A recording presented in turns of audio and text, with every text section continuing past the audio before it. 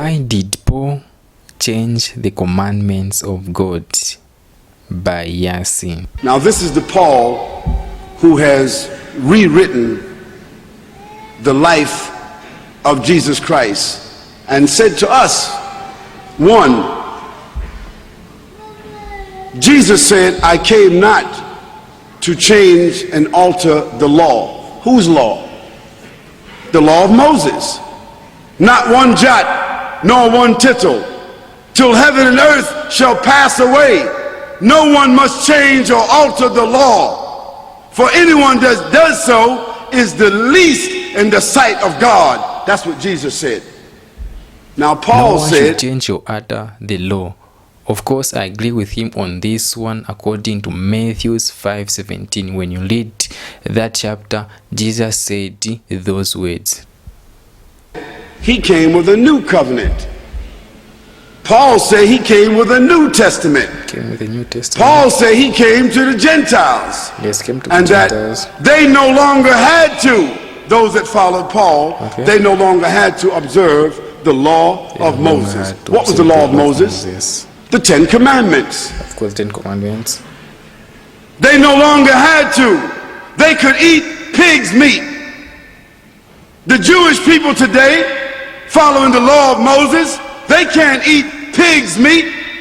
So how could Paul change that law and tell them they could eat pig's meat? Paul said they didn't have to circumcise. All Muslims, all Jews, all of those that follow the prophets are circumcised. How is it that Paul said they don't have to be circumcised? Paul said they didn't have to observe the Sabbath.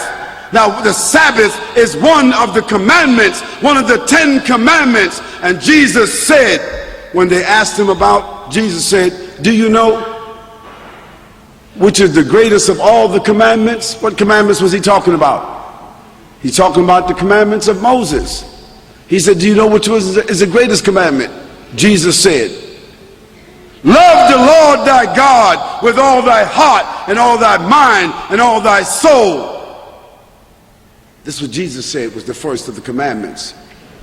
Because that commandment from Moses was, hear ye, O Israel, the Lord thy God is one, and thou shalt not worship anyone except the Lord thy God, and thou shalt not bow down to any graven images in the heavens or in the earth or in the sea below. For the Lord thy God is a jealous God, and thou shalt not worship any gods along with him. Okay. That was the first of the commandments. Worship any god. But Paul said we didn't have to observe that commandment. And it was through the epistles of Paul that Constantine later on, 300 years later, so when you look around, most of the things mentioned here, like circumcision, observing the Sabbath and so forth, were the covenant between God and the Jews of that specific time. Paul, however, accepted the Jewish behavior as correct, but he taught the Gentiles that they did not have to observe or follow all the Jewish tradition, or in short, they did not have to become Jews for them to participate in salvation. Decided to reconcile this new Jesus at the Council of Nicaea. To be specific, in the year 354, it was Constantine that reconciled Paul's Jesus from the historical Jesus and decided that he would go with Paul's Jesus and kill everybody else. Okay, to be honest, guys, like this is the first time I'm hearing like Paul's Jesus and historical Jesus, because if you know and really understand the Bible, there's nothing like Paul's Jesus or any other Jesus. Jesus is just one and the same, and you forever remain the same. He does not change. So there's nothing like Paul's Jesus and historical Jesus. On that one, I strongly disagree. That's where the Trinity was born. That's where the Trinity was born. That's where the incarnate God was born. That's where the atonement was born. That's where the idea of Jesus Christ being crucified, dead and buried for 3 days and coming back was born. This is where the idea of Jesus being God was born, because Constantine accepted that idea. because Constantine had already deified his father as Sol Invictus. And that's how December the 25th became the birthday of Jesus, although Jesus could not have been born December 25th, because that would have been the winter in Lebanon. And anyone here that is from Lebanon will tell you September the 25th is probably snow in the ground. So why would they have a baby in the manger when there's snow on the ground? Snow on the ground.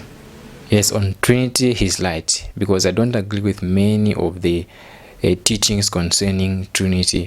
And on Jesus' birth, yes, it's like Jesus was not born in December. That's one of the greatest lies of most of the Christians denominations. But Jesus Christ, we Christians do understand and believe that Jesus Christ died and resurrected, because if that incident did happen, then our faith as Christians is in vain. But that was the date of the Sol Invictus. And that's when they changed the Sabbath from Saturday, from Yom al-Sabt. All the Arabs in this room know Yom al-Sabt. The Sabbath is Saturday. So how did the day of worship for the Christians become Sunday? Because that was the day of the worshiping of the sun, and that's the day that Constantine worshiped, and that's where they took the name of Jesus and changed the Sabbath and made it into Sunday. On Sabbath, I don't agree with him, because Sabbath still remains on Saturday and not Sunday. Just like this, the first Sabbath was observed by Moses and the Jews of that time on exactly 22 of May 1496 BC. So Sabbath still remains on Saturday, not Sunday. So one thing that you guys should understand is that we do not worship on Sunday, but rather we do gather on Sunday. And of course, Sunday was the day which the Romans used to worship the sun god. And historically, the Gentiles were under the Romans Empire during that time. And in 321 AD, Constantine decided Sunday as the day to rest in his empire. And Sunday gathering is to show the difference between the Jews and the Gentiles, because the Gentiles are not commanded to observe the Sabbath, which was the sign between the Lord and the Jews of that time. As simple as that. Monday and Tuesday, another God, and Wednesday, another God, and Thursday, another God, and Friars Day, another God. All gods of the Romans and the Greeks. What did that have to do with Jesus Christ? Absolutely nothing. Nothing. So a new covenant was born. A new covenant. Through Paul and the collaboration and the official documentation of Constantine, who then assigned an official bishop of Rome.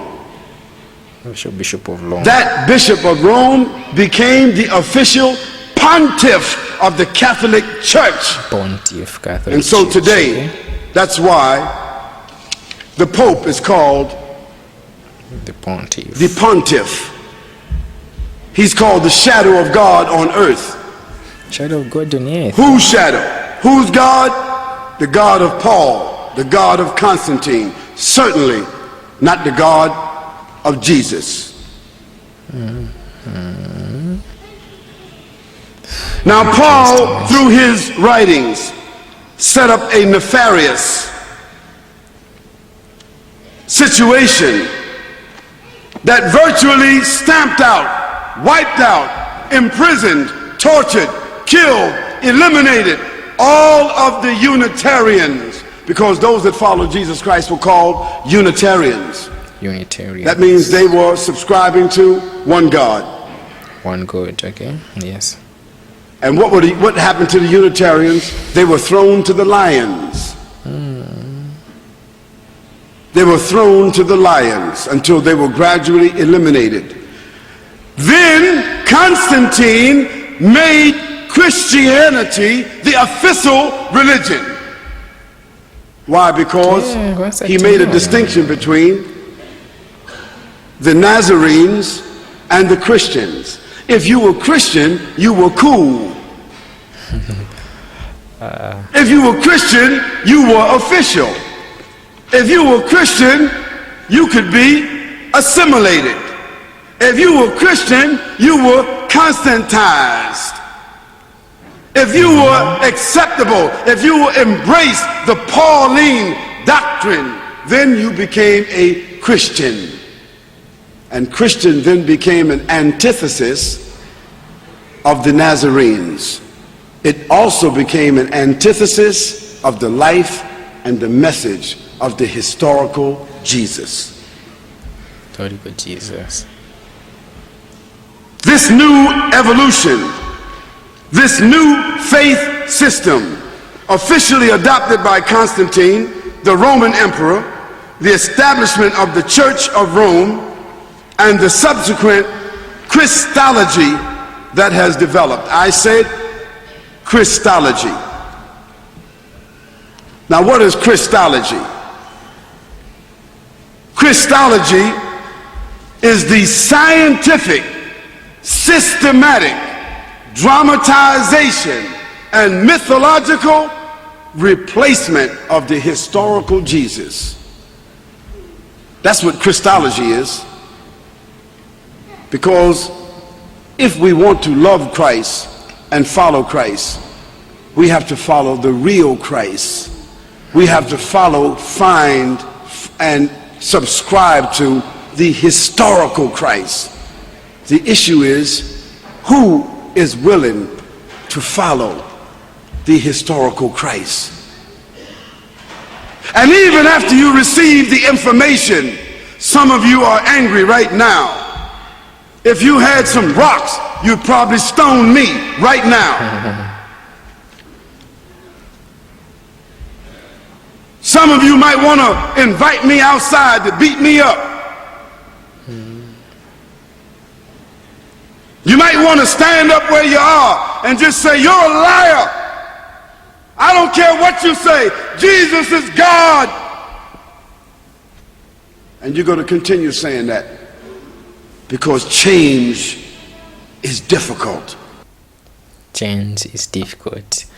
I really like the ending quote. Change is difficult. Of course, on some things I agree with him, but on saying that Paul came to change the commandments of God, on that one I strongly disagree with him, because even Jesus Christ himself said that Paul was the chosen instrument to take the Lord's message to the Gentiles.